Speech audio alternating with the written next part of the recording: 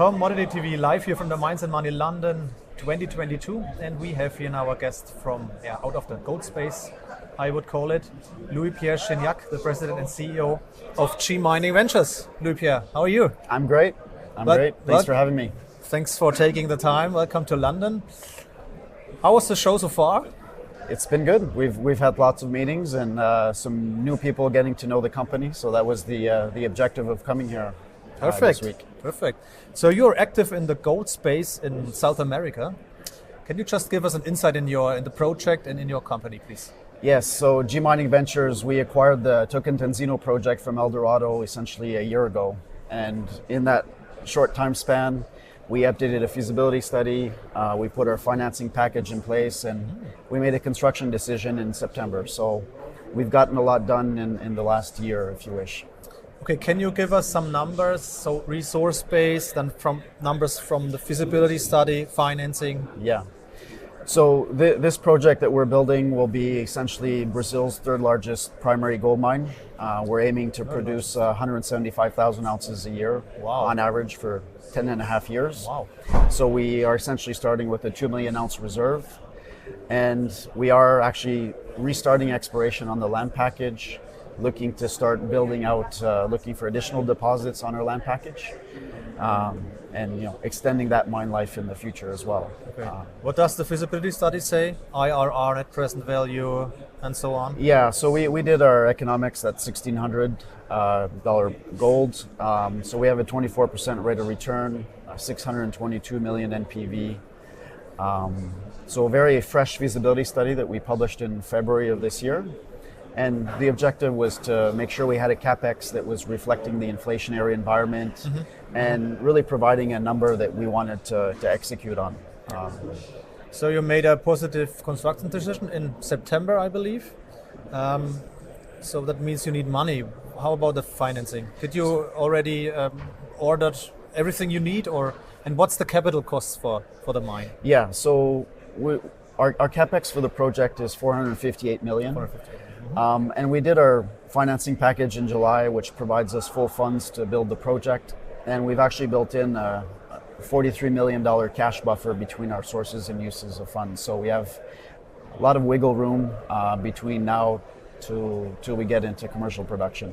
Okay, and how is this financing divided into? Is it banks, or who are the financing guys? Yeah, so it was a 481 million package. Franco-Nevada came in for just over 350 million. Wow. So a 250 million stream, 75 million term loan, plus they participated in the private equity component to take 9.9% equity in the company.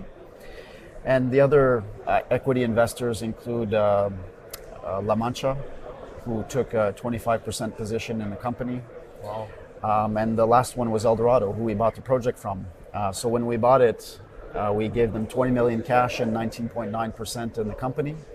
So they essentially gave us back the 20 to almost maintain their pro rata in the company. So really big names in the background. Yeah, big names. I think a lot of investors were expecting us to come to market and raise money in the public, which we didn't have to do. So we do have a very concentrated shareholder structure at this point. So what's cash in the bank? Did you get all the money? Yeah, so the equity, the stream will be drawing on it once we put in 100 million of equity spent into the project. So we only expect to start pulling on the Franco stream and eventually the debt portion in the second quarter of next year. So just in terms of capex, I mean, we've actually committed 160 million of expenditures on the project now. So really making the procurement for all our major packages for the processing facility and our mining equipment. So we've locked in a good portion of our capex already through our procurement process. Okay. So then how does the shareholder structure look like? So these big names have big stakes in the company? Yeah, so if you include La Mancha at 25, Franco at 9.9, Eldorado's at 17.7. Management and board are at close to 7. There's about 65% that is within those few names. Okay. And we're all locked up for 2 years. Eldorado still has 1 year, I think. So those are all shares that aren't coming to market. There's no point anyway until we deliver on this project and get it into commercial production. So you have 2 million ounces in reserves. Any more resources? Yeah, we have limited resources in the sense that the resource converts almost 97% to reserves. Oh, wow. Okay. So we had 2.1 million ounces of resource, inclusive of reserves, and 2 million ounces of reserves. Is it a shallow, so an open pit mine? Yeah, so it's an open pit project, one single open pit. That grades are about? So we have 1.3 gram per ton with a very manageable strip ratio of 3.4 life of mine. And so first 5 years where the strip is actually lower. And the first 5 years we actually produce up to just under 200,000 ounces a year for the first 5 years. Do you have any plans for more drilling next year? Yeah, we restarted exploration on the land package since we've acquired it. So we do plan to keep one drill turning next year while we're constructing, mostly to identify additional targets and test some targets that we have right now. So we have 3.5 million allocated for exploration into next year. And this land package is immense. It's 996 square kilometers.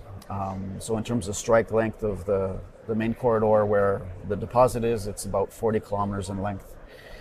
So it's kind of district scale proportions. And historically, there was 84,000 meters of drilling on the whole land package.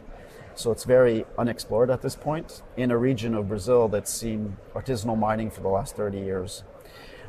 So there's gold in the system. We're obviously looking for primary gold, not alluvial stuff that's found its way in creek bottoms. But sounds impressive to me. Yeah, very, very exciting land package, and that's what I think attracted Franco as well. In the stream structures, they do see the upside in this land package delivering more gold over time. So, okay, good, Louis-Pierre. Thank you very much for this insight in your company.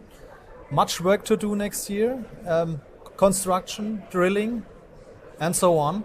So I wish you all the best for the next 12 months and 24 months for construction, and then get the mine started. Yeah, exactly. Thank you very much. That was Commodity TV with Louis-Pierre Chignac, the president and CEO of GMIN Ventures. Here live from the Mines and Money in London. I would say check out this very impressive company, and bye-bye from London.